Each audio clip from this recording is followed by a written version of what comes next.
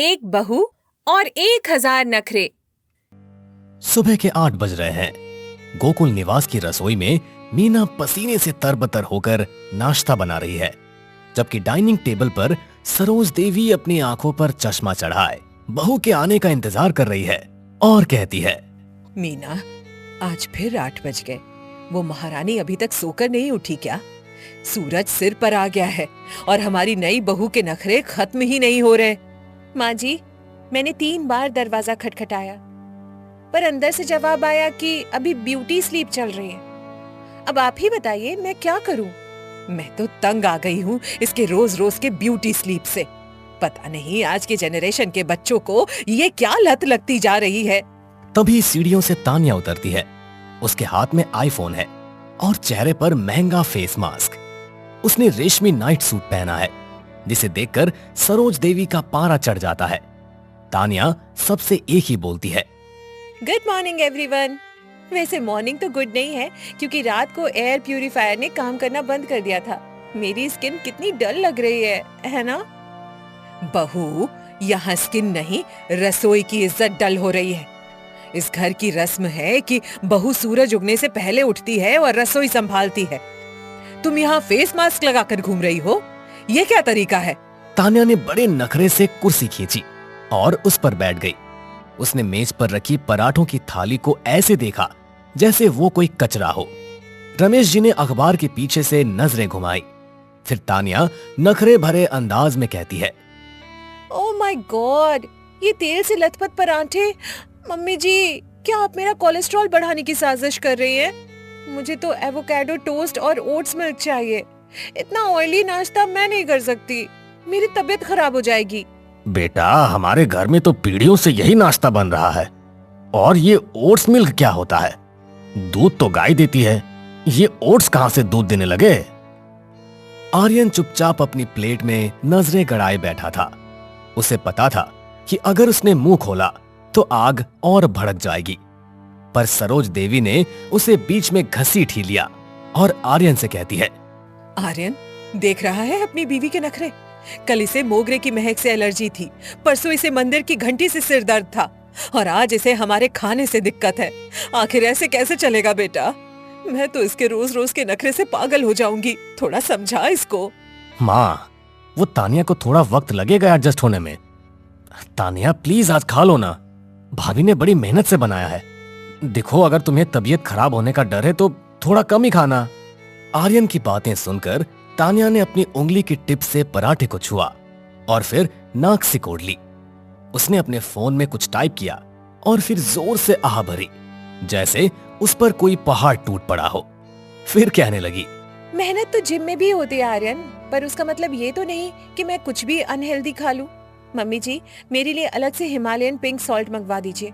मुझे नॉर्मल नमक से ब्लोटिंग होती है, मैं इसे नहीं खा सकती। भाभी, नमक तो नमक होता है, अब हिमालय से मंगवाओ या समुद्र से। यहाँ 100 काम पड़े हैं और आपको नमक के रंग की चिंता है। क्या बच्चों जैसे नखरे कर रही हैं? जो भी है खा लीजिए, आखिर घर के और सभी लोग तो खा ही रहे हैं ना। तानिया ने मीना की तरफ एक तिरछी नजर डाली। उसे पता था कि मीना को जलन हो रही है, क्योंकि तानिया को काम नहीं करना पड़ रहा। दादी ने अपनी लाठी जमीन पर पटकी और हंसने लगी। अरे सरोज, ये तो अभी ट्रेलर है। इस बहू के पास 1000 नखरे हैं और हर नखरे की एक नई कहानी। आज नमक गुलाबी चाहिए तो कल पानी भी नीले रंग का मांगेगी। और ढूंढो रंग बिरंगी बहू। हंसी मत माँ जी। बहू, आज दोपहर को पूजा है और तुम्हें साड़ी पहनकर बैठना होगा। ये नाइट सूट और फेस मास्क उतारो और तैयार हो जाओ। तानिया ने अपनी आंखों को गोल गोल घुमाया। उसे साड़ी पहनने के नाम से ही चिढ़ थी। ऊपर से भारी गहने पहनना उसे किसी सजा से कम नहीं लग रहा था। तानिया ने फटाक से जवाब दिया, sari in this weather? Mummy ji, मेरा फैब्रिक सेंस बहुत सेंसिटिव है। मुझे सिर्फ प्योर शिफॉन चाहिए, वो भी पेस्टल कलर्स में। ये लाल पीले बनारसी साड़ी पहनकर मैं किसी जोकर जैसी लगूंगी। मैं नहीं पहन सकती। जोकर लगो या रानी, पहननी तो वही पड़ेगी जो मैंने निकाली है। और याद रखना, अगर पूजा में तुम्हारे नखरे शुरू हुए तो मुझसे बुरा कोई नहीं होगा। बहुत हो गई तुम्हारी नौटंकी। तानिया उठी और अपने कमरे की तरफ चल दी, पर जाते जाते उसने एक और बम फोड़ दिया। उसने मेज पर रखे पानी के गिलास को देखा और फिर उसे छोड़ दिया और पानी पर तंज कसते हुए बोली, वैसे मम्मी जी, क्या इस घर का पानी कॉपर चार्ज्ड है? अगर नहीं है तो मेरा डाइजेशन खराब हो सकता है। आर्यन, मेरे लिए मटके का नहीं, एल्कलाइन वाटर मंगा दो। आज से मैं वही पीऊंगी। तानिया, अब क्या पानी भी विदेश से मंगाऊं? चुपचाप जो मिल रहा है पी लो, वरना मां मुझे घर से निकाल देगी। सरोज देवी ने अपना सिर पकड़ लिया। उन्हें समझ ही नहीं आ रहा था कि वो इस नखरेबाज बहू को कैसे सुधारे। उधर रसोई में मीना बुदबुदा रही थी और तानिया अपने कमरे में जाकर अपनी सहेली को कॉल लगाने लगी और कॉल पर बात करते हुए कहती है, यार नेहा, ये घर है या कोई म्यूजियम? यहाँ तो लोग सांस भी पुराने जमाने के हिसाब से लेते हैं। मम्मी जी तो हिटलर की नानी है, हर चीज में डिसिप्लिन। मैं क्या करूं? मुझे कुछ समझ नहीं आ रहा। सुन रही हूँ मैं, जुबान बहुत चलती है तुम्हारी। काश कि तुम्हारा हाथ भी काम में इतना ही चलता। जल्दी तैयार होकर नीचे आओ। तानिया ने फोन रखा और आईने में खुद को देखा। उसने ठान लिया था कि वो सरोज देवी के अनुशासन को अपने नखरों से मात देकर रहेगी। गोकुल निवास की शांति अब पूरी तरह से खत्म हो चुकी थी। तानिया खुद से कहती है, देखते हैं मम्मी जी, आपकी जिद जीतती है या मेरे नखरे। आज की पूजा तो यादगार बनकर ही रहेगी। अभी क्या याद रखेंगी कि कैसी बहू से पाला पड़ा है। दोपहर के 12 बज चुके थे। पंडित जी आ गए थे और पूरा घर अगरबत्ती की खुशबू से महक रहा था। सरोज देवी ने सबको नीचे बुलाया, पर तानिया का कहीं पता ही नहीं था। आर्यन, अपनी बीवी को लेकर आ। पंडित जी मुहूर्त निकाल रहे हैं। अगर वो अब भी तैयार नहीं हुई है तो मैं खुद ऊपर जाकर उसे खींच के लाऊंगी। जल्दी जा। माँ, वो आ रही है, बस थोड़ा टचअप कर रही है। उसने कहा कि लाइटिंग के हिसाब से उसका मेकअप मैच नहीं कर रहा। तभी तानिया नीचे उतरी, पर उसे देखकर सबकी आंखें फटी की फटी रह गई। उसने साड़ी तो पहनी थी, पर उसके साथ उसने सनग्लासेस लगा रखे थे और हाथ में एक छोटा सा बिजली वाला पंखा ले रखा था। अरे, ये जजमान की पत्नी है या किसी फिल्म की शूटिंग से आई हीरोइन? अरे चश्मा उतारिए बहू, भगवान को तो कम से कम सीधा देखिए। सॉरी पंडित जी, ये यूवी रेज बहुत तेज है और मुझे माइग्रेन हो सकता है। और मम्मी जी, इस पंखे के बिना मैं एक सेकंड नहीं बैठ सकती। मुझे गर्मी से एलर्जी है। सरोज देवी का चेहरा गुस्से से काला पड़ गया। उन्हें लगा कि उनके खानदान की नाक कट रही है। रमेश जी ने अपनी हंसी रोकने के लिए अखबार से अपना मुंह पूरी तरह ढक लिया। तान्या, ये तमाशा बंद करो और चुपचाप यहाँ बैठो। ये पंखा और चश्मा अभी इसी वक्त हटाओ, वरना मैं भूल जाऊंगी कि तुम इस घर की बहू हो। बहुत हो गया तुम्हारा नाटक। मम्मी जी, रूल्स तो रूल्स होते हैं, पर हेल्थ इज वेल्थ। अगर मैं बेहोश हो गई तो पूजा अधूरी रह जाएगी। फिर मत कहिएगा कि मैंने नखरे किए। मैं कह रही हूँ, जब मुझे दिक्कत है तो आप क्यों नहीं समझ रही हैं? दादी ने ताली बजाई और खिलखिलाकर हंसने लगी। गोकुल निवास में आज परंपरा और नखरों के बीच एक ऐसा दंगल शुरू हुआ था जिसका अंत किसी को पता नहीं था। फिर दादी कहती है, वाह रे मेरी बहू, 1000 नखरे और एक अकेली सास। सरोज, आज तो तू हार गई। इस लड़के ने तो भगवान के सामने भी अपनी शर्त रख दी। अब आगे क्या होगा, अब भगवान ही जाने। थैंक यू दादी, कम से कम आप तो मुझे समझती हैं। अब पंडित जी, मंत्र शुरू कीजिए, पर थोड़ा फास्ट। मुझे 3 बजे अपना स्किन रूटीन फॉलो करना है। अपने हेल्थ से मैं किसी भी तरह से कोई भी कॉम्प्रोमाइज नहीं कर सकती। सरोज देवी ने हाथ जोड़कर भगवान की तरफ देखा, जैसे वो पूछ रही हो कि उन्हें पिछले जन्म के किस पाप की सजा मिली है। तान्या ने बड़े नखरे से चश्मा थोड़ा नीचे किया और मुस्कुराकर अपनी सास की तरफ देखा।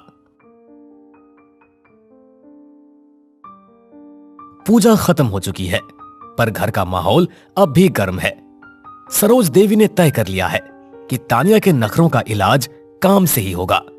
उन्होंने अपनी बड़ी बहू मीना को किनारे ले जाकर एक गुप्त योजना बनाई और उसे अच्छे से समझाया और कहा, मीना, आज शाम का पूरा खाना तान्या बनाएगी। और हाँ, रसोई की एसी और पंखा दोनों खराब कर दो। जरा देखे इसके नखरे गर्मी में कितने टिकते हैं। जब गर्मी में खाना बनाएगी तब इसकी सारी नौटंकी खत्म हो जाएगी। माँ जी, ये तो बहुत अच्छा आइडिया है। वैसे भी इसे हाथ लगाने की आदत नहीं है। आज आटे और पसीने में इसके स्किन का सारा ग्लो निकल जाएगा। तब समझ में आएगा कि काम करने और नखरे दिखाने में कितना अंतर होता है। शाम के 4 बज रहे हैं।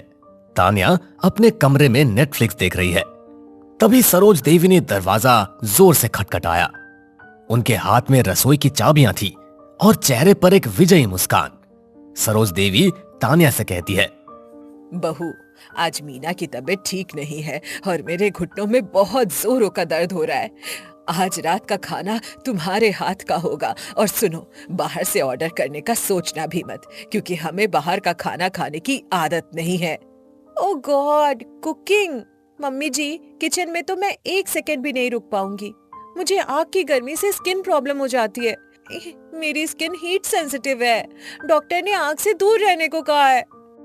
सरोज देवी ने तान्या की बातों को अनसुना कर दिया और उसे खींचकर रसोई में ले गई। रसोई में घुसते ही तान्या ने अपनी नाक पर रुमाल रख लिया, क्योंकि वहां उमस बहुत ज्यादा थी। वो खुद को बहुत ज्यादा असहज महसूस कर रही थी। What? यहाँ पंखा क्यों नहीं चल रहा? और ये लाइट इतनी डिम क्यों है?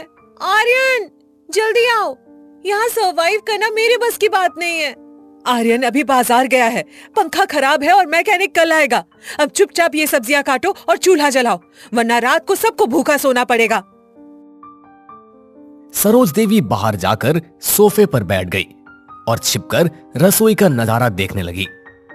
तान्या ने बड़े नखरे से अपने रेशमी दुपट्टे को कमर में बांधा और चाकू उठाया, जैसे वो कोई तलवार हो। ये चाकू कितना बेकार है। और ये प्याज, छी, इसकी स्मेल मेरी नाक में घुस जाएगी। मम्मी जी, क्या हमारे पास टीयर्स फ्री प्याज नहीं है? भाभी, प्याज तो रुलाने के लिए ही होते हैं। जल्दी कीजिए, वरना ससुर जी के आने का वक्त हो जाएगा और उन्हें देर से खाना पसंद नहीं है। अब नखरेबाजी बंद कीजिए। आधे घंटे बाद तान्या का बुरा हाल था। उसका फेस मास्क पसीने से बहकर उसकी गर्दन तक आ गया था। उसने गुस्से में चूल्हा जलाया, पर लाइटर काम नहीं कर रहा था, क्योंकि उसे मीना ने गीला कर दिया था। तान्या परेशान होकर कहती है, हे भगवान, ये लाइटर भी डेड है। क्या इस घर में कुछ भी स्मार्ट नहीं है? मम्मी जी, मुझे माचिस से डर लगता है। इससे विस्फोट हो सकता है। मैं आग कैसे जलाऊं? कोई दिक्कत नहीं है बहू, डरो मत। माचिस जलाओ और रोटियां तवे पर डालो। और हाँ, याद रखना, रोटियां गोल होनी चाहिए, नक्शा नहीं बनाना है। तान्या ने जैसे तैसे आग जलाई और आटा गूंथना शुरू किया। उसने आटे के परत में अपनी उंगलियां डाली और उसे लगा जैसे वो किसी कीचड़ में फंस गई हो। उसके लंबे नाखून आटे से भर गए। तान्या झुंझला कर कहती है, आर्यन, देखो मेरा मैनिक्योर बर्बाद हो गया। मम्मी जी, ये आटा बहुत चिपचिपा है। क्या हम रेडीमेड रोटियां नहीं मंगवा सकते? तान्या, क्या हुआ? रसोई में इतना धुआं क्यों है? माँ, आपने इसे अकेले यहाँ क्यों छोड़ दिया? ये चाय भी नहीं बना पाती, फिर ये खाना कैसे बनाएगी? आर्यन को देखते ही तान्या ने रोने का नाटक शुरू कर दिया। उसने अपने आटे वाले हाथ आर्यन के सफेद शर्ट पर लगा दिए और उसके गले लग गई। सरोज देवी ये देखकर अपनी जगह से खड़ी हो गई। आर्यन, देखो मम्मी जी मुझसे लेबर वर्क करवा रही है। यहाँ पंखा भी नहीं है और ये प्यास मुझे टॉर्चर कर रही है। मेरी आईलैशेस झड़ने लगी है गर्मी से। Labour work? खाना बनाना कर्तव्य होता है बहू। और आर्यन, तू चुप रह। आज इसे खाना बनाना ही होगा। ये इसके नखरों का डिटॉक्स है। तू बीच में मत पड़। तान्या ने अचानक एक गहरी सांस ली और अपनी आंखें पोंछी। उसके दिमाग में एक नया नखरा आया। उसने गैस बंद की और बड़े स्टाइल से अपनी गीली जुल्फें पोंछ ली और कहती है, ओके मम्मी जी, अगर आप चाहती है कि मैं कुक करूं तो मैं करूंगी, पर मेरा एक प्रोफेशनल कॉन्ट्रैक्ट है। मुझे किचन में ब्लूटूथ स्पीकर्स और एर्गोनॉमिक चेयर चाहिए, वरना मेरा पोस्चर खराब हो जाएगा। अरे भाई, ये रसोई है या जिम? बहू, जो है उसी में बना लो। हम सबको भूख लगी है, अब और कितना इंतजार करवाओगी? पापा जी, बिना म्यूजिक के मेरे पॉजिटिव एनर्जी खाने में नहीं जाएगी, और अगर खाना नेगेटिव बना तो आप सबको फूड पॉइजनिंग हो सकती है। चॉइस आपकी है, जैसा कहें। दादी अपनी व्हील चेयर पर रसोई तक आई और तानिया के आटे वाले चेहरे को देखकर जोर से ठहाका लगाया। उन्हें तानिया के पलटवार में बड़ा मजा आ रहा था।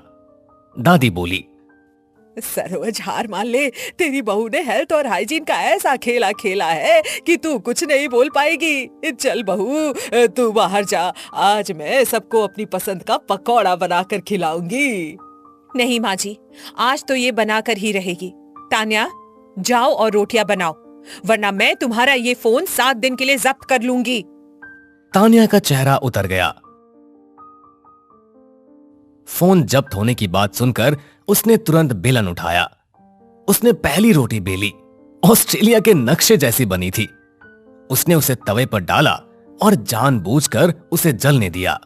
ओप्स, ये तो चारकोल फ्लेवर्ड रोटी बन गई। मम्मी जी, आजकल ये बहुत ट्रेंड में, बॉडी को डिटॉक्स करता है। आप पहली रोटी खाएंगी?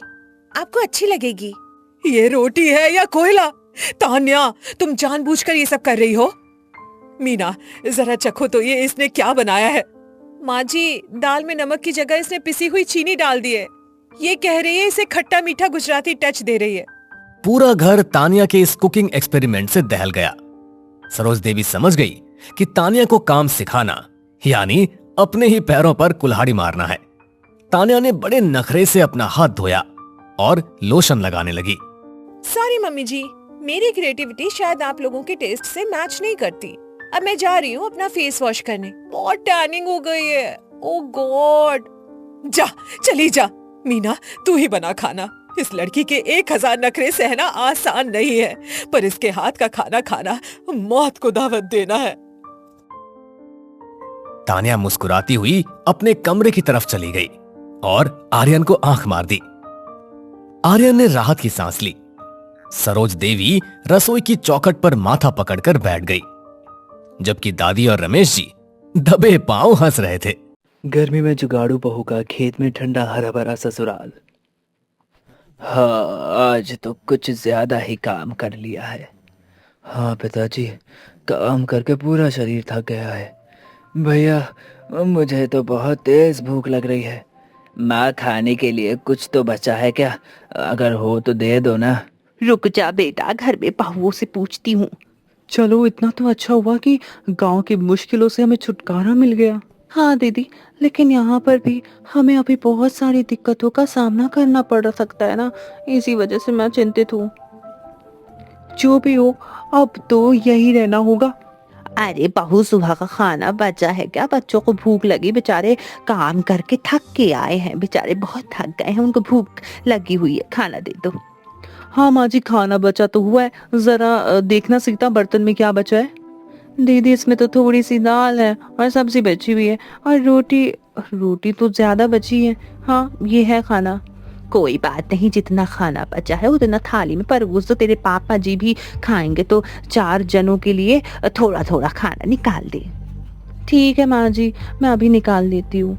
मैं बाहर जा रही हूँ, थोड़ा उन लोगों के थोड़ा सा पंखा झल देती हूँ, उनको बहुत गर्मी लग रही होगी। तुम खाना लेकर बाहर आ जाना। माँ जी, आप बाहर बोल दो कि ये लोग 2 खाट बिछा ले, मैं अभी खाना लेकर आती हूँ। ठीक है बहू। ये तो पूरी दाल खट्टी लग रही है। हाँ, क्या बना दिया तुम लोगों ने? पिताजी, मुझे लगता है दाल बासी हो गई है। हाँ भैया, मुझे तो सब्जी भी बासी लग रही है। लगता है गर्मी की वजह से खाना जल्दी खराब हो गया है। छोड़ो छोड़ो छोड़ो, हे भगवान, इस खाने को फेंकवा देते हैं, रोटी प्याज और नमक ही खा लेते हैं। हाँ पिताजी, आप ठीक कहते हैं। अरे बहू, इस थाली के खाने को जरा खेत में फेंकाना।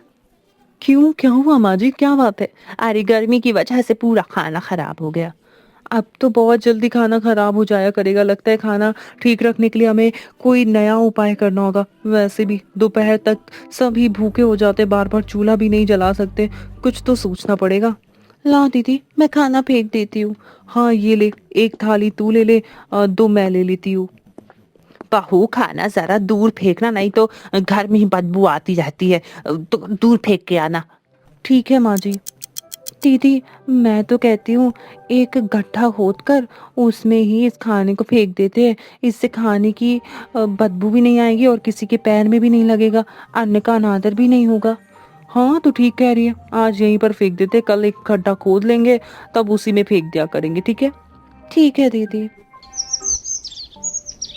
ज्यादा गहरा गड्ढा खोदकर क्या ही करना, इतना बहुत है। लेकिन एक बात तो है, जमीन के अंदर काफी ठंडक लग रही है। क्या हुआ दीदी, आपने गड्ढा खोद लिया क्या? हाँ सीता, देखना मैंने ये गड्ढा खोद दिया है, मैं जमीन के काफी नीचे तक तो आ गई हूँ। अच्छी खासी ठंडक भी है वैसे यहाँ पर। हाँ दीदी सही बोल रही हो। अरे ठंडक ना होती तो खेत में जो कुत्ते बैठते हैं और वो मिट्टी हटाकर क्यों खोदते हैं, इसीलिए बैठते होंगे क्योंकि उनको ठंडक लगती होगी। सीता, मुझे एक जुगाड़ सूझा है, हम यहाँ की मिट्टी खोदकर अपना देसी फ्रिज बना सकते हैं।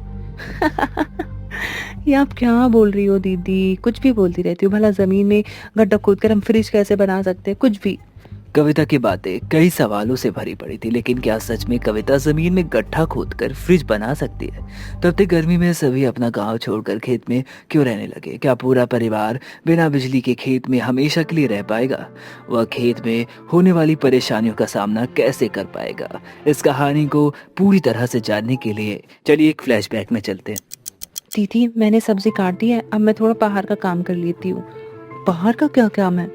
बाहर बहुत गर्मी पड़ रही है, आपको तो पता है ना। हम जैसे ही बाहर निकलते पैर जलने लगते, तो मैं थोड़ा पानी छिड़क देती हूँ, फिर थोड़ी ठंडक रहेगी। ठीक है, तुम जाओ। दीदी, मैं कुएं से पानी लेने जा रही हूँ, थोड़ी देर तक आ जाऊंगी। ठीक है, तुम जाओ। अरे बहू, तू अकेली चूल्हे के पास क्या काम कर रही है? ला, मैं सब्जी बना देती हूँ, फिर जल्दी से खाना लेकर खेतों की तरफ जाना होगा। उधर खेतों पर रामनाथ जी और उनके तीनों बेटे काम कर रहे होते। हे भगवान, इस गर्मी ने तो पूरा पसीने से मुझे तर-बतर कर दिया है। पिताजी, आप थोड़ी देर आराम कर लो, हम तब तक थोड़ा और काम कर लेते हैं।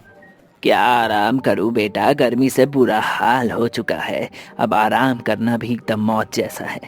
पिताजी, आप बिल्कुल भी निराश मत हो। आप ना ये गमछा भिगोकर शरीर पोंछ लो, फिर थोड़ा आराम मिल जाएगा आपको। हाँ, ये ठीक रहेगा। वो तो शुक्र है कि हमने पहले से यहाँ एक नलकूप का जुगाड़ कर रखा है, नहीं तो पानी पीने के लिए भी हमें कुएं के पास जाना पड़ता और बहुत मेहनत लगती। हाँ पिताजी, ये तो आपने बिल्कुल सही कहा।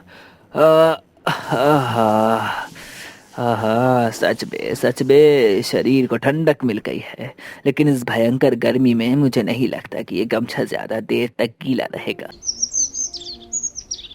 अगले दिन कविता घर वालों के लिए पापड़ बना रही थी। उसने सोचा था कि पापड़ को बाहर सुखा लेती हूँ। माँ जी, मैं सोच रही थी कि इन पापड़ों को बाहर धूप में रख देती हूँ, कुछ देर बाद तो ये सूख जाएंगे। ठीक है बहू, लेकिन जरा इन्हें देखते रहना कि भाई कहीं पापड़ रोटियों की तरह सिक ना जाएं। बहुत गर्मी है। अरे नहीं माँ जी, ऐसा कुछ भी नहीं होगा, मैं ध्यान देती रहूंगी। अब कविता बाहर खाट पर पापड़ रखकर अपने दूसरे काम पर लग जाती है। कुछ ही देर बाद विमला जी पापड़ों को देखते हुए बोलती है, ये लो, मैंने तो पहले ही कहा था कि कहीं पापड़ रोटियों की तरह सिक ना जाए। ये लो, एकदम सूख कर लकड़ी बन गए हैं ये पापड़। अरे बहू, अरे ओ बहू, देख तेरे पापड़ एकदम सूख के जल गए हैं भाई, इनको उठा ले, जल्दी अंदर लेकर जा। ठीक है माँ जी, मैं अभी रख देती हूँ। रात को सभी लोग अपना अपना खाना खाकर सो जाते, लेकिन विमला जी के शरीर की घमौरियां उन्हें सोने नहीं दे रही थी। तभी कविता जी चिल्लाकर बोलती है, क्या हुआ माँ जी, आज आपको नींद नहीं आ रही क्या?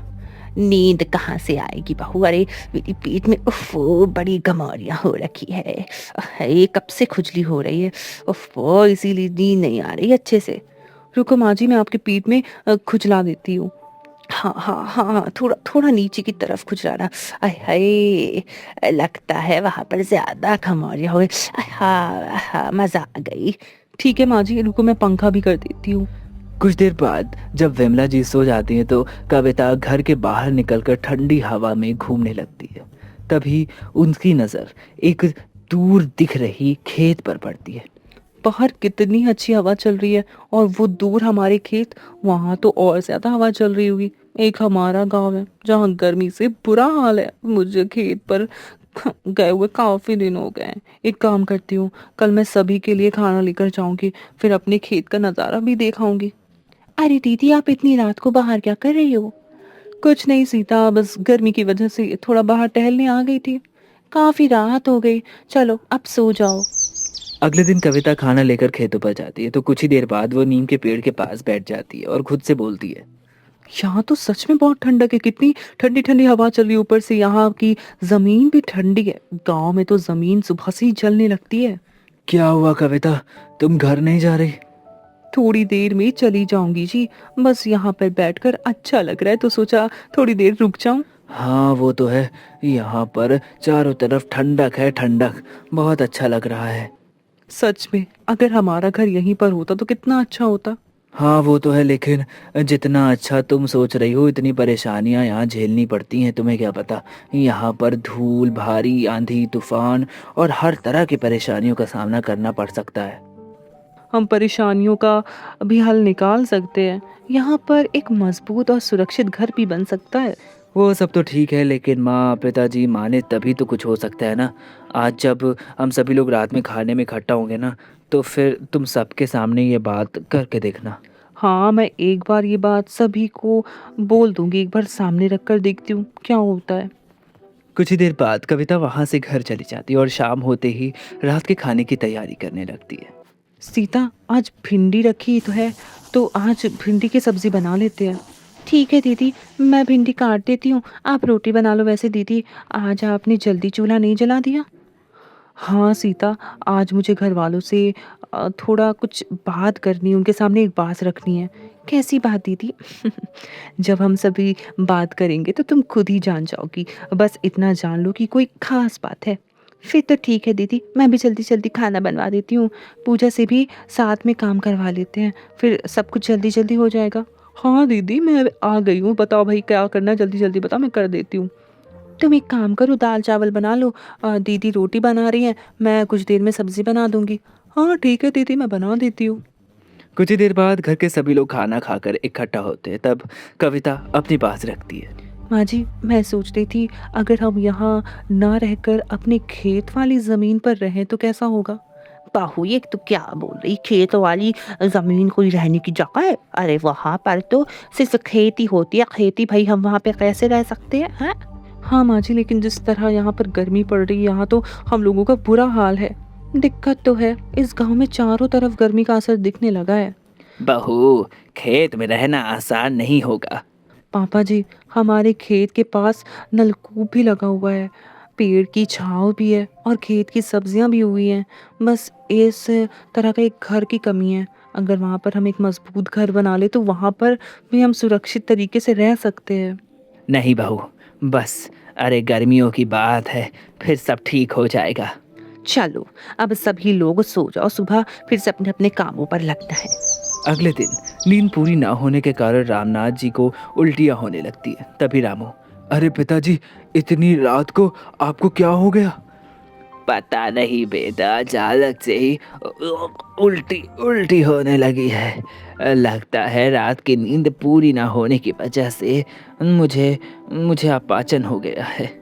वो तो है पिताजी, हमारा घर भी छोटा है, एक घर में सभी लोग सोते, ऊपर से इतनी गर्मी बढ़ती ही जा रही है, बढ़ती जा रही है। मुझे कल बहू वाली बात याद आ रही है। अगर हम खेत में बड़ा घर बना कर रहें तो हमारी दिक्कतें थोड़ी बहुत तो ज़रूर कम हो जाएंगी। हाँ वो तो है पिताजी, लेकिन अब किसी को खेत में रहना ठीक नहीं लगता, तो फिर कविता की बातें सोचकर क्या ही फ़ायदा। बेटा, अब तो मैं बहू के फैसले से सहमत हूँ, हमें खेत पर रहकर गर्मी काट लेनी चाहिए। रामनाथ के मानने के बाद पूरा घर खेत की तरफ रवाना हो जाता है और वहाँ जाने के लिए तैयारियां शुरू कर देता है। अगले दिन सुबह ही घर के सभी लोग घर का छोटा मोटा बड़ा सामान सभी सोच लेकर खेत की तरफ बढ़ने लगते हैं। खेत पर पहुंचते ही हमें सबसे पहले बांस इकट्ठा करने पड़ेंगे ताकि जल्दी से घर का ढांचा तैयार कर पाए। हाँ दीदी, लेकिन सबसे पहले सुबह का खाना खा लेंगे, तभी कुछ करेंगे। मुझे तो सामान बांधते बांधते भूख लगने लग गई है। ठीक है दीदी, आराम करने के बाद हम सभी मिलकर घर के बारे में सोचेंगे। कुछ ही देर बाद सभी लोग घर बनाने में जुट जाते। कोई बांस की लकड़ियां लाया तो कोई मिट्टी इकट्ठा करने में लगा हुआ था और कोई पास में नलकूप से पानी में भरता जा रहा था। कुछ ही समय बाद उनका मिट्टी का घर तैयार हो जाता है। तभी कविता जी बोलती है, आज एक रहने लायक घर तो तैयार हो गया। अब धीरे धीरे इस घर को मजबूत करते रहेंगे। दीदी, यहाँ पर तो हम सभी लोग आराम से रह पाएंगे और आराम से घर में सो भी पाएंगे। अरे अब सभी नहीं, केवल औरतें ही घर में सोया करेंगी। हम सभी अपनी अपनी खाट बाहर डालकर सोया करेंगे। इससे ये रहेगा कि हम खेत की रखवाली भी कर पाएंगे और आराम की नींद भी मिल जाएगी। फिर तो और अच्छा है, औरतें आराम से इस बड़े से घर में सो सकती हैं। अगले दिन घर के सभी मर्द खेतों पर काम करने के लिए चले जाते। बहुएं कुछ नया करने के लिए अलग अलग जुगाड़ सोचती। तभी सीता बोलती है, दीदी, हमारी झोपड़ी में अब थोड़ी ठंडक तो रहती है, लेकिन अभी भी पेड़ों के बीच से आने वाली धूप हमारे घर पर पड़ती रहती है। तो मैं सोच रही हूँ क्यों ना हम अपने घर की छत पर कुछ बेल वाले पौधे लगाएं। इससे ये होगा कि वो हमारी झोपड़ी के ऊपर एकदम चारों तरफ फैल जाएंगे और एकदम छत वाला काम करेंगे और धूप भी नहीं लगेगी और तो और अंदर गर्मी भी कम होगी। हाँ, ये तो सही कह रही है, हम ऐसा कर सकते हैं। तो फिर सोचना क्या है, आज ही मैं कद्दू और तरबूज जैसे फल छत पर लगा देती हूँ। इससे जल्दी से ही हमारी छत बेलों से ढक जाएगी। ठीक है। इस तरह दोनों बहुओं ने मिलकर सब्जियां और फल अपनी झोपड़ी के ऊपर उगा लिए। इस तरह पूरे घर पर फैल गई, जैसे वो कोई घर नहीं बल्कि झोपड़ी के आकार का पेड़ लगने लगा था। धीरे धीरे सभी बहुओं ने खेत में रहने का दौरान उन्होंने कई सारी समस्याओं को ठीक करती रही। एक दिन पूजा नलकूप के पास वाली जमीन पर बैठकर सोच रही थी। तभी कविता जी भी वहां पर आ जाती है। दीदी, देखो ना, ये यहाँ की ज़मीन कितनी ठंडी है। हाँ पूछा, यहाँ की ज़मीन तो हमेशा पानी गिरता रहता है ना, तो इस वजह से ठंडी है, इसीलिए ये अच्छी जगह लग रही है। दीदी, अगर इस नाली की तरह घर में पतली नालियाँ बनाकर हम उससे में रात भर पानी गिरने का जुगाड़ कर दे, तो फिर सोचो हमारे आसपास कितनी ठंडक होने लगेगी। लेकिन ये कैसे होगा? आसान है दीदी, हम एक बांस का स्टैंड बनाकर उसमें एक मटका लटका देंगे, जिसके नीचे छोटा सा छेद कर देंगे। फिर वो जो मटका होगा वो रात भर पानी भरकर छोड़ दिया करेंगे। उससे धीरे धीरे पानी पतली नालियों में बहता रहेगा। इस तरह हमारा घर और बाहर की जगह ठंडी ठंडी रहेगी। वाह पूजा, ये तो एक बहुत अच्छा जुगाड़ है। चल फिर आज हम सब ये मिलकर काम करते, इस जुगाड़ को पूरा करते। इस तरह से तीनों बहुओं ने मिलकर आसपास का वातावरण अब ठंडा बना लिया था। लेकिन अभी भी कई सारी दिक्कतें थी जो खत्म नहीं हो पाई थी। एक दिन घर के सभी मर्द खेतों का काम खत्म करके झोपड़ी के बाहर खाट पर आराम करने के लिए आते। तभी रामनाथ बोलता है, हाँ आज तो कुछ ज्यादा ही काम कर लिया है। हाँ पिताजी, काम करके पूरा शरीर थक गया है। भैया मुझे तो बहुत तेज भूख लग रही है। माँ खाने के लिए कुछ तो बचा है क्या? अगर हो तो दे दो ना। रुक जा बेटा, घर में बहुओं से पूछती हूँ। चलो, इतना तो अच्छा हुआ कि गांव की मुश्किलों से हमें छुटकारा मिल गया। हाँ दीदी, लेकिन यहाँ पर भी हमें अभी बहुत सारी दिक्कतों का सामना करना पड़ सकता है ना, इसी वजह से मैं चिंतित हूँ। जो भी हो, अब तो यही रहना होगा। अरे बहू, सुबह का खाना बचा है क्या? बच्चों को भूख लगी, बेचारे काम करके थक के आए हैं, बेचारे बहुत थक गए हैं, उनको भूख लगी हुई है, खाना दे दो। हाँ माँ जी, खाना बचा तो हुआ है, जरा देखना सीता बर्तन में क्या बचा है। दीदी, इसमें तो थोड़ी सी दाल है और सब्जी बची हुई है और रोटी तो ज्यादा बची है। हाँ, ये है खाना। कोई बात नहीं, जितना खाना बचा है उतना थाली में परोस दो, तेरे पापा जी भी खाएंगे तो 4 जनों के लिए थोड़ा थोड़ा खाना निकाल दे। ठीक है माँ जी, मैं अभी निकाल देती हूँ। मैं बाहर जा रही हूँ, थोड़ा उन लोगों के थोड़ा सा पंखा चल देती हूँ, उनको बहुत गर्मी लग रही होगी। तुम खाना लेकर बाहर आ जाना। माँ जी, आप बाहर बोल दो कि ये लोग 2 खाट बिछा ले, मैं अभी खाना लेकर आती हूँ। ठीक है बहू। ये तो पूरी दाल खट्टी लग रही है। हाँ, क्या बना दिया तुम लोगों ने? पिताजी, मुझे लगता है दाल बासी हो गई है। हाँ भैया, मुझे तो सब्जी भी बासी लग रही है। लगता है गर्मी की वजह से खाना जल्दी खराब हो गया है। छोड़ो छोड़ो छोड़ो, हे भगवान, इस खाने को फेंकवा देते हैं, रोटी प्याज और नमक ही खा लेते हैं। हाँ पिताजी, आप ठीक कहते हैं।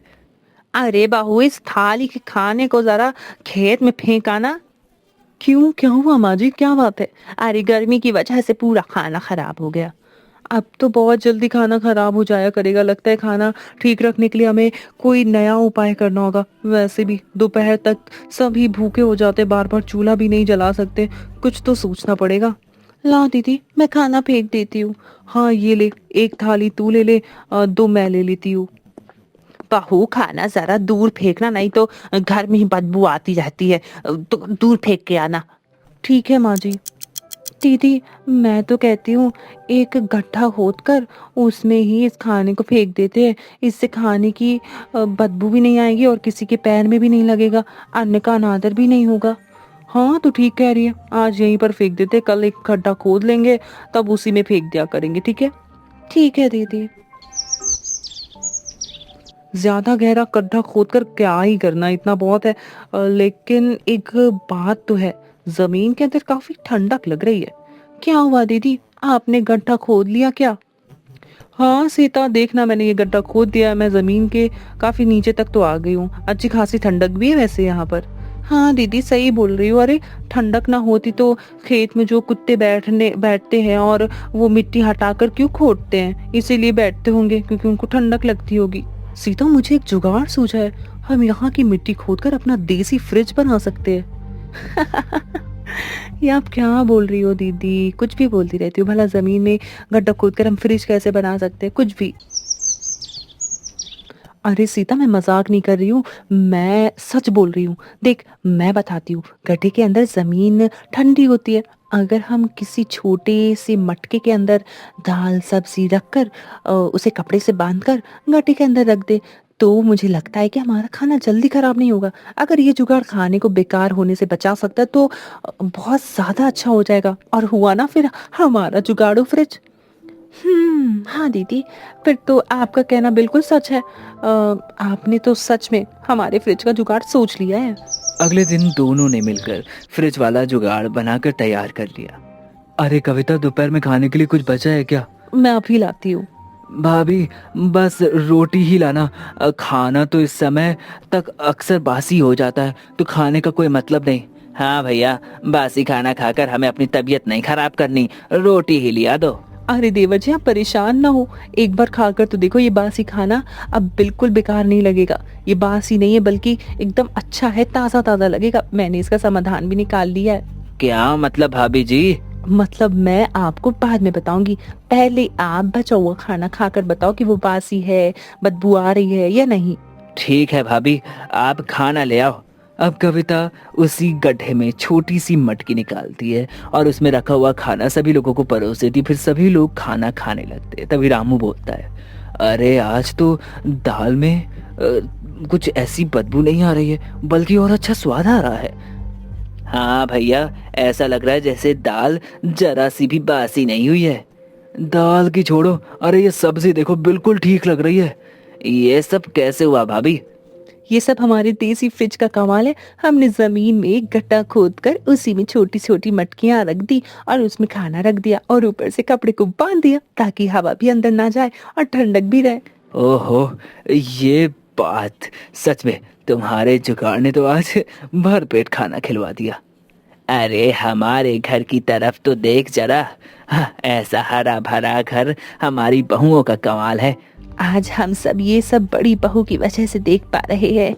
अगर अगर हम आज तक गांव में रहते तो न जाने किसकी किसकी तबीयत खराब हो जाती। हाँ, ये बात तो है। अब यहाँ पर रहकर धीरे धीरे हमारी सारी परेशानियां खत्म हो चुकी है। अगर नहीं भी हुई होगी तो उसके लिए हमारी 3 जुगाड़ू बहुएं हैं ना। बिल्कुल ठीक कहा। इस तरह पूरा परिवार गांव की गर्मी को छोड़कर ठंडे और हरे भरे खेत में रहने लगा। समय के साथ उनको सारी तरीके और सारी चीजें समझ में आने लगती। जीवन को पूरी तरह से वो आसान बना चुके थे और आखिरकार वो खेत के बगल में रहने लगे। हर बात पर तमाशा खड़ा करने वाला ससुराल। आरती, ये चाय तुमने बनाई है ना? इतनी फीकी क्यों है? कोई स्वाद ही नहीं आ रहा। घर में काम करते वक्त ध्यान कहाँ रहता है तुम्हारा? माँ जी, मैंने ठीक से ही तो बनाई थी। अगर चीनी कम है तो अभी डाल देती हूँ। इतनी सी बात पर आप नाराज मत होइए। चाय की एक चुस्की ने फिर से माहौल गर्म कर दिया। और ये कोई पहली बार नहीं था और शायद आखिरी भी नहीं। इस घर में एक छोटी सी गलती को भी बड़ी बना दी जाती थी। आरती की बातें सुनकर सीमा कहती है, माँ जी ठीक कह रही हैं आरती, काम में थोड़ा और ध्यान रखना चाहिए। अगर ऐसे ही रसोई बनाने की तुम्हारी आदत रही तो किसी दिन मेहमान आएंगे तो क्या कहेंगे? दीदी, रोज रोज सुनकर अच्छा नहीं लगता। मैं सीख रही हूँ, पर हर बात सबके सामने मत कहिए। थोड़ा प्यार से भी समझाया जा सकता है। सीमा को लगा जैसे उसकी बात काट दी गई हो। उसे याद आया जब वो नई नई आई थी तब उसने कुछ नहीं कहा था, पर समय बदल गया था और बहुएं भी। अरे सुबह सुबह फिर क्या शुरू हो गया? चाय में चीनी कम है तो डाल दो ना। इतना बड़ा मुद्दा बनाने की क्या जरूरत है? तुम्हें तो सब मजाक ही लगता है। घर की इज्जत ऐसे नहीं बनती। छोटी छोटी लापरवाही से आदत बिगड़ती है।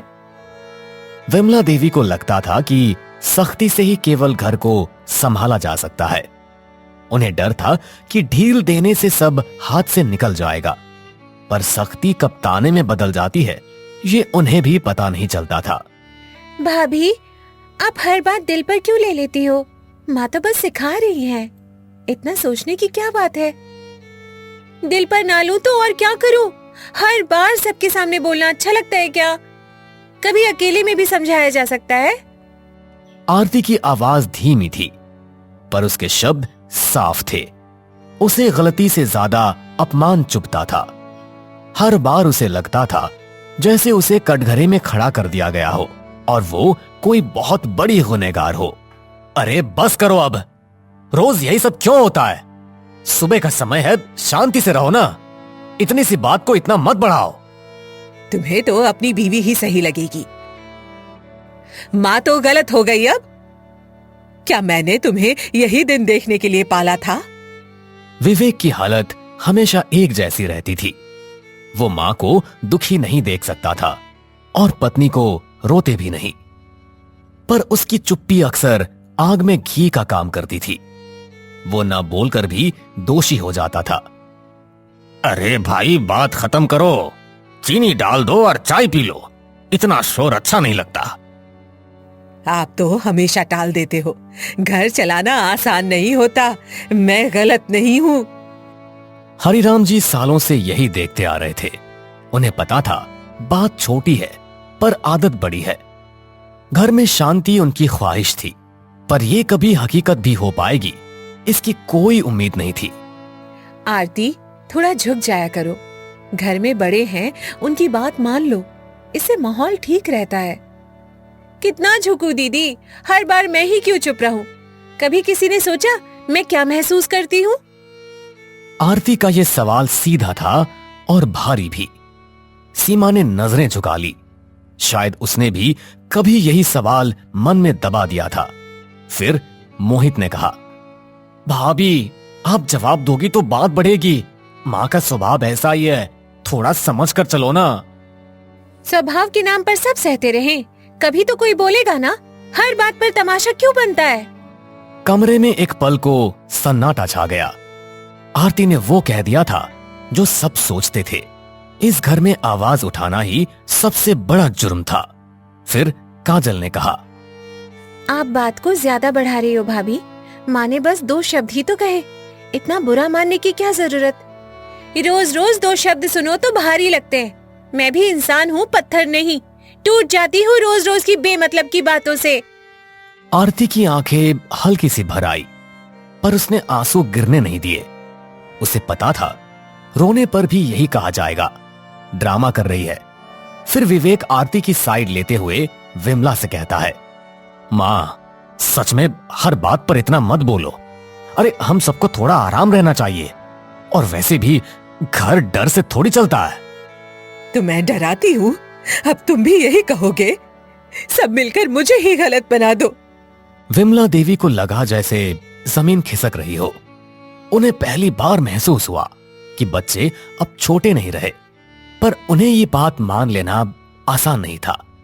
फिर हरिराम विमला को समझाते हुए कहते हैं, अरे विमला, सुन भी लिया करो, बच्चे दुश्मन नहीं है तुम्हारे, घर में हंसी रहे तो अच्छा लगता है। मैं तो बस सुधार चाहती हूँ। क्या अगर मैं ना बोलूं तो घर सुधर जाएगा?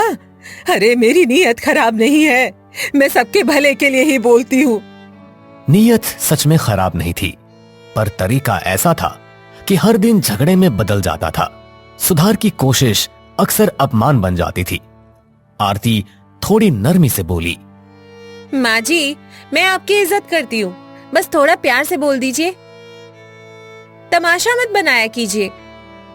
मुझे लगा तुम लापरवाह हो, शायद मैं ही ज्यादा बोल जाती हूँ, सोचूंगी इस बारे में। सुबह का झगड़ा वहीं थम गया, पर पूरी तरह खत्म नहीं हुआ। घर में पहली बार खुलकर बात हुई थी।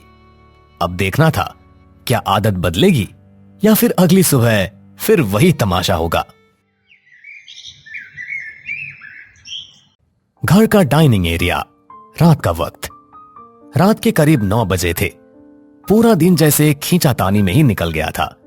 सब लोग डाइनिंग टेबल पर बैठे थे, पर खाने से ज्यादा चुप्पी परोसी जा रही थी। आरती, रोटी जरा जल्दी देना, सब इंतजार कर रहे हैं, आज फिर देर हो गई।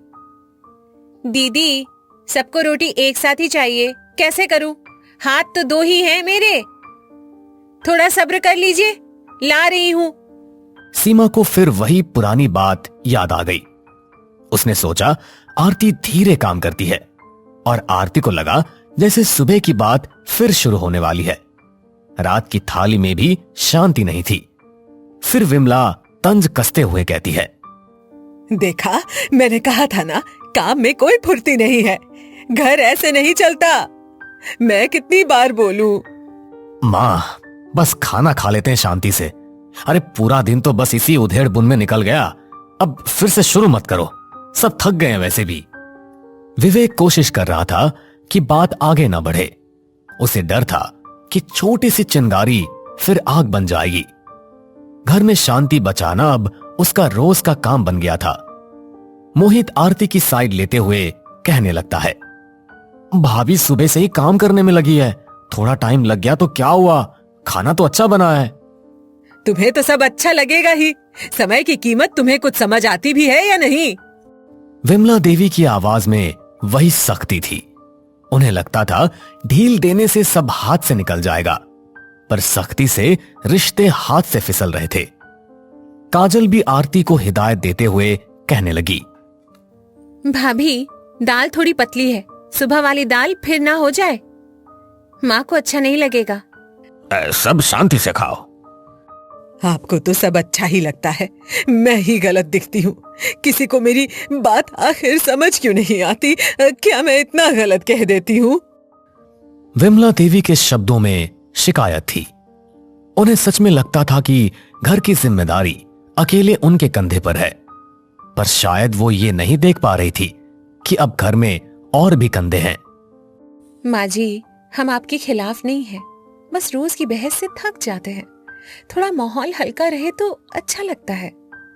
मैं भी यही चाहती हूँ, हर दिन डर डर के जीना नहीं चाहती, घर में अपनापन होना ही चाहिए। टेबल पर रखी थालियां जैसे सब सुन रही थी।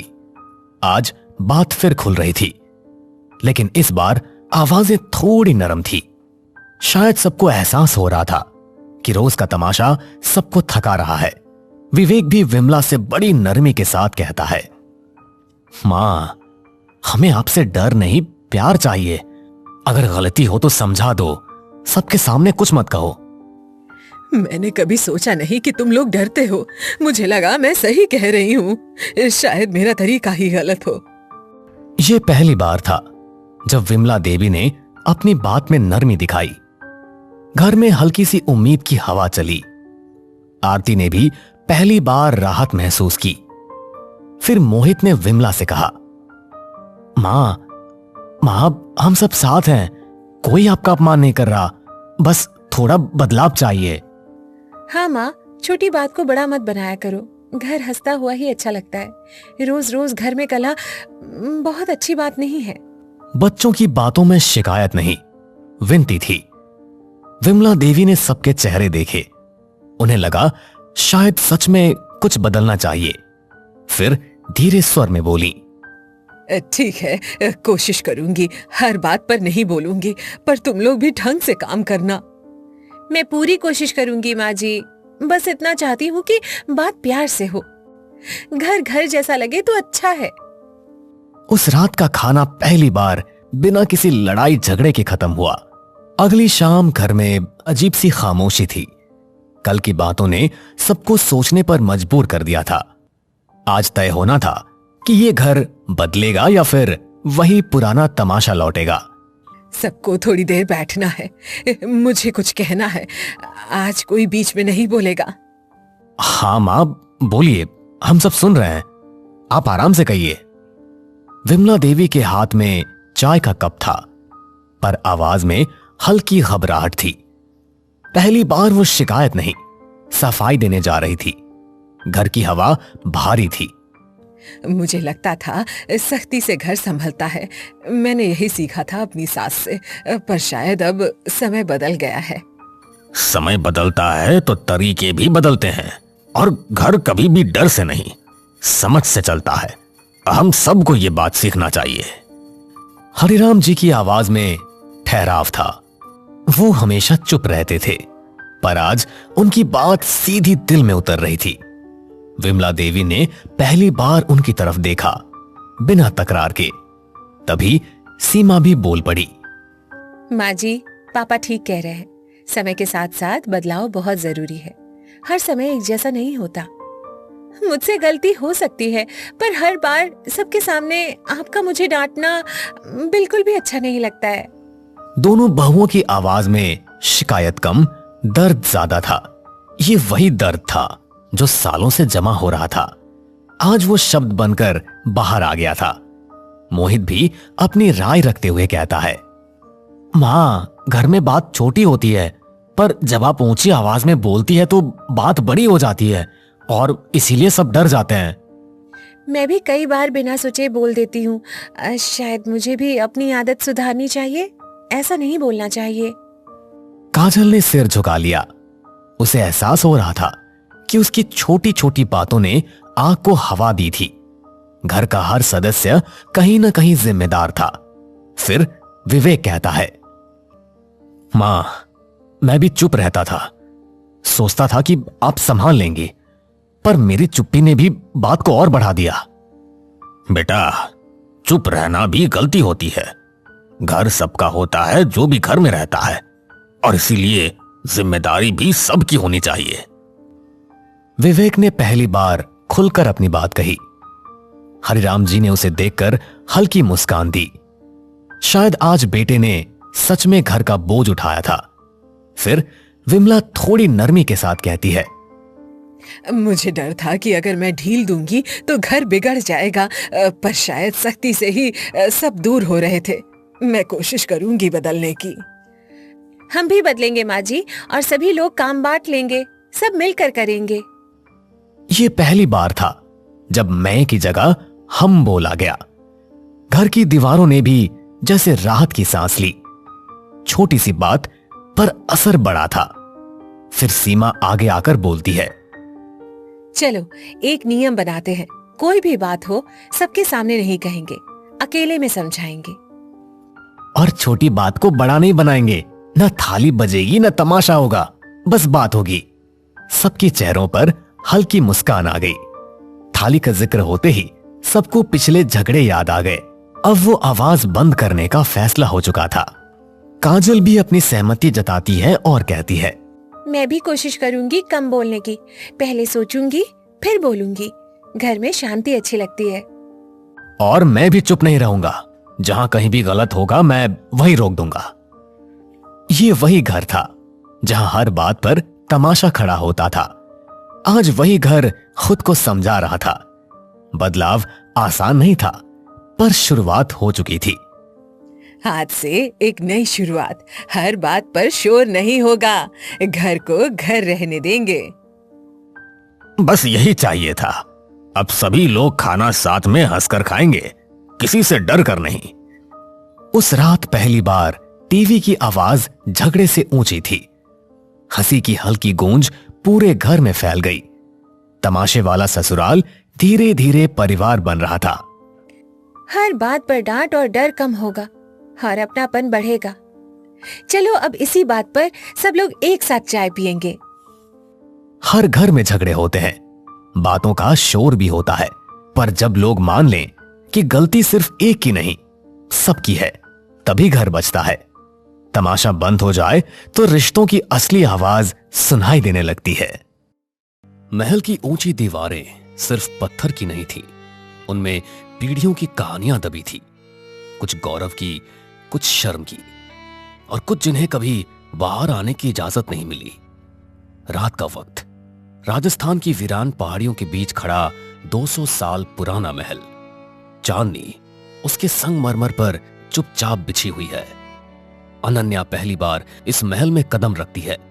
लाल जोड़े में सजी दुल्हन, लेकिन आंखों में हल्की सी बेचैनी। डरो मत अनन्या, ये घर जितना बड़ा दिखता है उतना ही शांत है। घबराने की बिल्कुल जरूरत नहीं है, तुम आराम से कदम बढ़ाओ। शांत जगहें कभी कभी ज्यादा बोलती हैं, बस आवाज सुनाई नहीं देती। और मैं घबरा नहीं रही, बस इस नई जगह का अवलोकन कर रही हूँ। राजवीर ने इसे मजाक समझा, पर अनन्या ने पहली रात कुछ महसूस किया था। महल में अजीब सी ठंडक थी, जो मौसम से नहीं माहौल से आती है। मुख्य हॉल में राजमाता देवयानी बैठी है।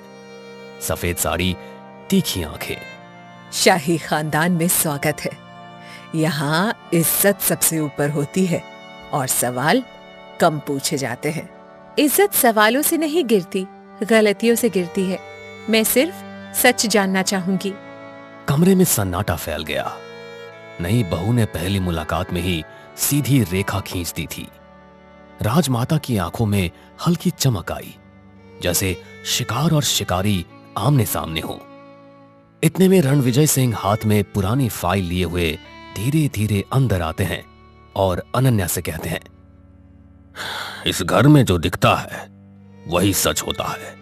बाकी बातों में पड़ना अच्छी बात नहीं है, इसलिए मेरी मानो तो तुम बस अपने काम से काम रखना। अगर सब कुछ आईने की तरह साफ होगा तो कुछ छुपाने की जरूरत भी नहीं होगी। और मैं तो बस समझना चाहती हूँ, उलझना नहीं। अनन्या की आवाज में विद्रोह नहीं था, सिर्फ जिज्ञासा थी।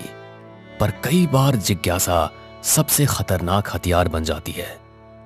रात गहराती है और अनन्या अपने कमरे में अकेली बैठी है।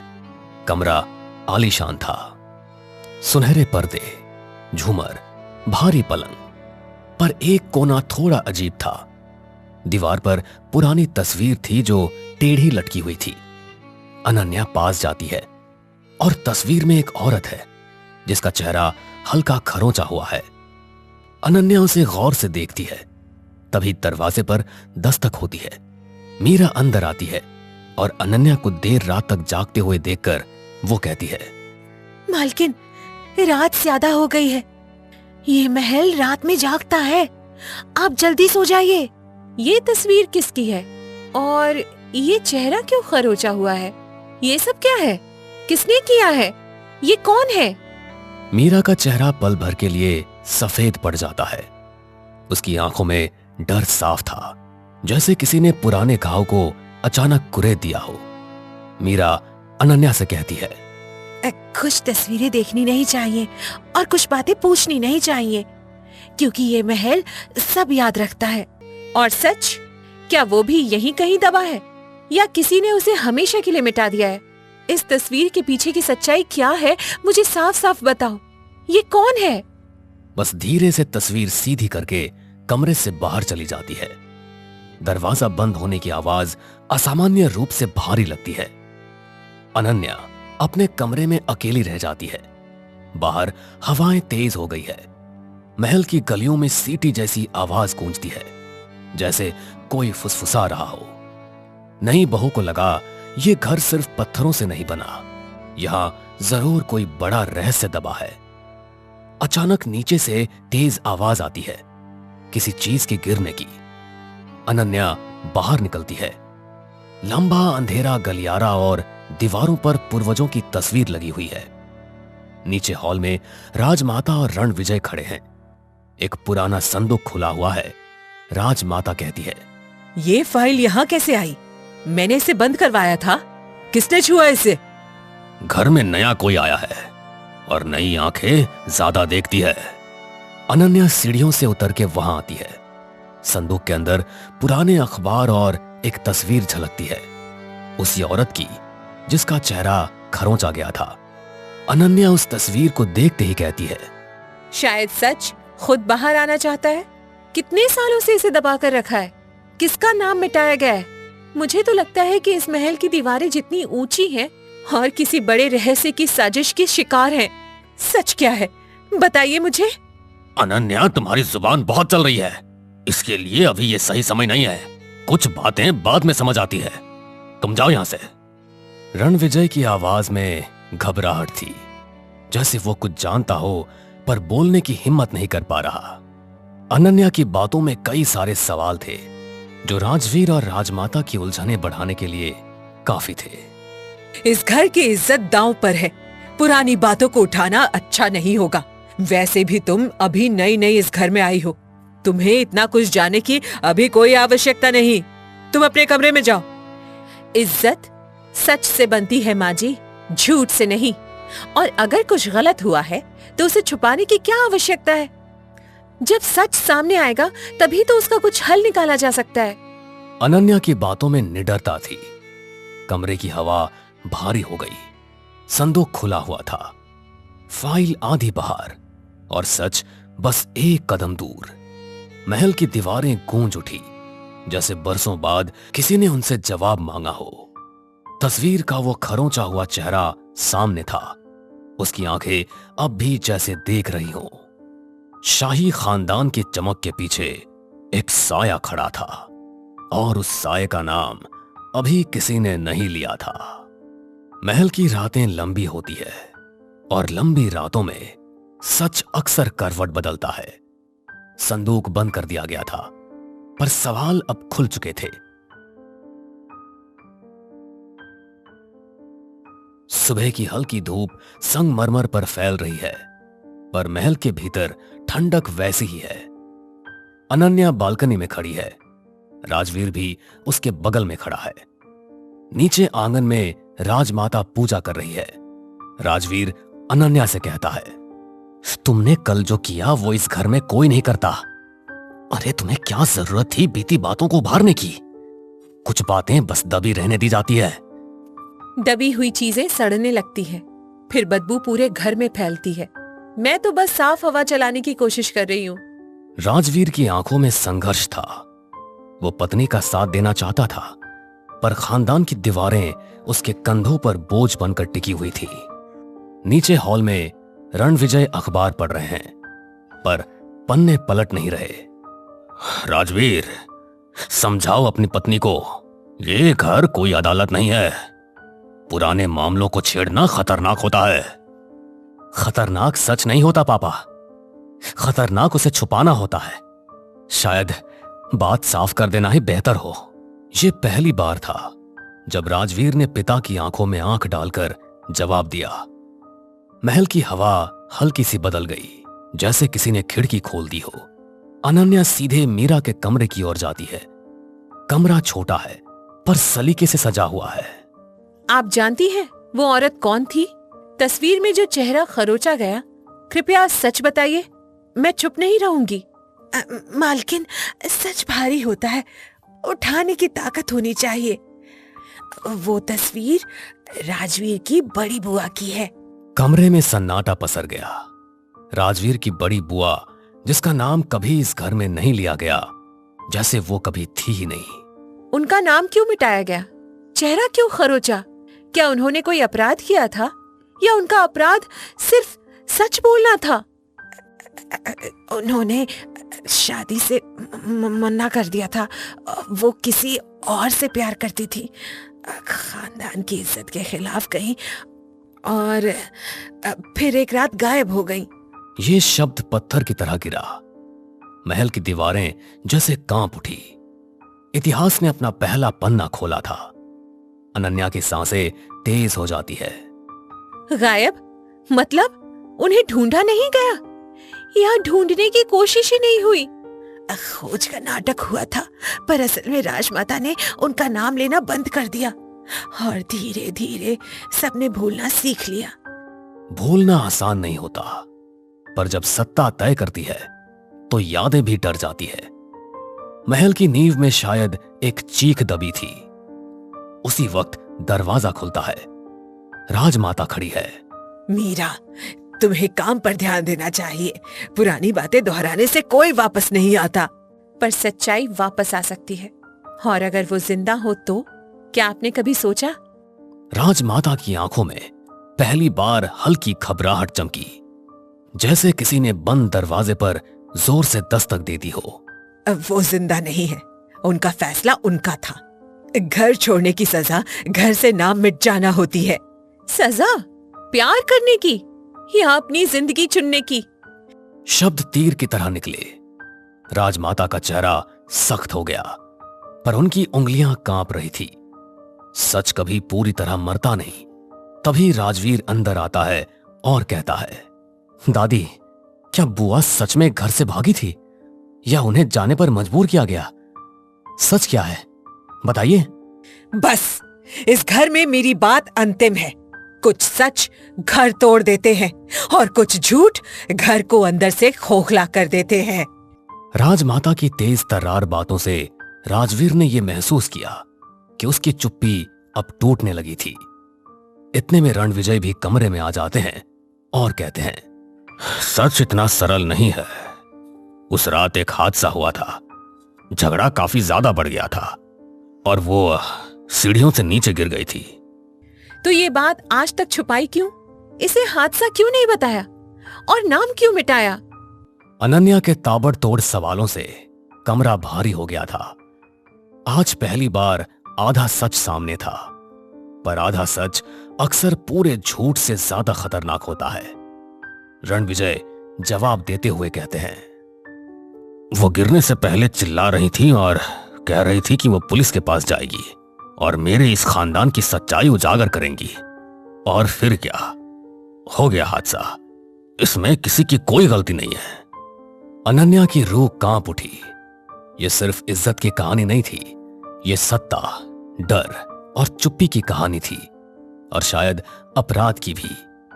राजवीर पीछे हट जाता है और फिर कहता है, मतलब हम सालों से झूठ जी रहे थे और बुआ का नाम लेकर इसलिए मिटाया ताकि सवाल खत्म हो जाए? ये तो बहुत बड़ी साजिश लग रही है। भला अपनी ही बेटी के साथ कोई ऐसे कैसे कर सकता है? मैंने इस घर को बचाया है, क्योंकि अगर सच बाहर आ जाता तो सब खत्म हो जाता। महल की दीवारों पर दरारें साफ दिखने लगी थी। राजमाता की मजबूती पहली बार कमजोर हुई और अनन्या ने महसूस किया, सिर्फ अपराध नहीं होता, कभी कभी डर से लिया गया फैसला भी होता है। अब तो ऐसा लग रहा था जैसे सच खुद साफ होने लगा हो। शाही खानदान की नींव हिल चुकी थी। अब फैसला होना था, सच बाहर आएगा या एक और नाम मिटा दिया जाएगा। रात फिर से उतर आई थी।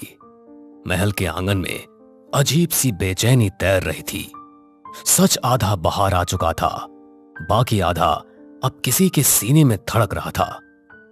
बिजली कड़कती है, बारिश की बूंदें गिरने लगती है। अनन्या उसी खरोंची हुई तस्वीर के सामने खड़ी है। राजवीर पीछे खड़ा है, चुपचाप खड़ा है। फिर अनन्या कहती है, हादसा कभी अचानक नहीं होता, उससे पहले बहुत कुछ होता है। क्या उस रात सिर्फ बहस हुई थी या कुछ और? अनन्या, मुझे सच जानना है। चाहे वो इस घर को तोड़ दे चाहे जोड़ दे, मुझे इससे कोई मतलब नहीं है। मैं बस अब झूठ में नहीं जी सकता। राजवीर के शब्दों में पहली बार डर से ज्यादा साहस था। अनन्या ने महसूस किया, अब ये उसकी अकेली लड़ाई नहीं रही, अब ये आने वाली पीढ़ियों की भी लड़ाई थी। हॉल में सब इकट्ठा है। राजमाता कुर्सी पर बैठी है, चेहरा कठोर, और रणविजय खिड़की के पास खड़े हैं। आपने कहा वो सीढ़ियों से गिरी थी, पर गिरने से पहले वो पुलिस के पास जाने की बात क्यों कर रही थी? आखिर किस बात का पर्दाफाश करना चाहती थी? वो परिवार की संपत्ति के कागज देख चुकी थी। उन्हें पता चल गया था कि हिस्से में धोखा हुआ है। कमरे में जैसे किसी ने बम गिरा दिया हो। यह इज्जत का मामला नहीं था, यह तो लालच का मामला था, और लालच खून से भी ज्यादा गहरा दाग छोड़ता है। तभी राजवीर बोलता है, मतलब बुआ को उनका हक दिया ही नहीं गया, और जब उन्होंने आवाज उठाई तो उन्हें चुप करा दिया गया। ये कैसा न्याय है? चुप कराया नहीं, उन्हें समझाया गया था, पर वो घर की मर्यादा तोड़ना चाहती थी, इसलिए ऐसा हुआ। वैसे भी घर की इज्जत हमें किसी के जान से भी ज्यादा प्यारी है। राजमाता का इतना कठोर शब्द सुनकर सबके होश उड़ गए। मर्यादा शब्द तो इस घर में ढाल की तरह इस्तेमाल हुआ था, और घर की इज्जत की तुलना किसी के जान से ज्यादा प्यारी इस वाक्य ने सबको हिलाकर रख दिया था। अनन्या कहती है, मर्यादा के नाम पर अधिकार छीन लेना या किसी की जान ले लेना कहाँ का न्याय है? उस रात क्या हुआ था, सच सच बताइए। देखो, बहस काफी बढ़ चुकी थी। मैंने उनका हाथ पकड़ा, वो छूटकर पीछे हटी और सीढ़ियों से नीचे गिर गई। तो आपने रिपोर्ट क्यों नहीं की? क्यों इसे हादसा घोषित नहीं किया? नाम क्यों मिटाया? अगर पुलिस आती तो संपत्ति, प्रतिष्ठा सब चला जाता। मैंने घर बचाने के लिए ऐसा किया। घर बचा लिया गया, पर इंसान खो गया, और खोई हुई आत्माएं दीवारों में बस जाती है। मीरा आगे बढ़ती है और कहती है, मालकिन आखिरी सांस तक कह रही थी मेरा सच सामने आएगा, पर उस रात उन्हें चुप करा दिया गया। हम सब चुप रहे।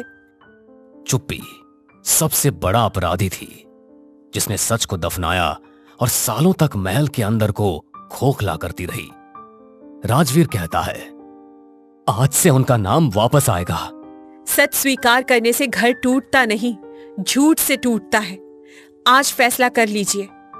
राजमाता की आंखों में हार नहीं थी, बस थकान थी, सालों तक सच को दबाने की थकान।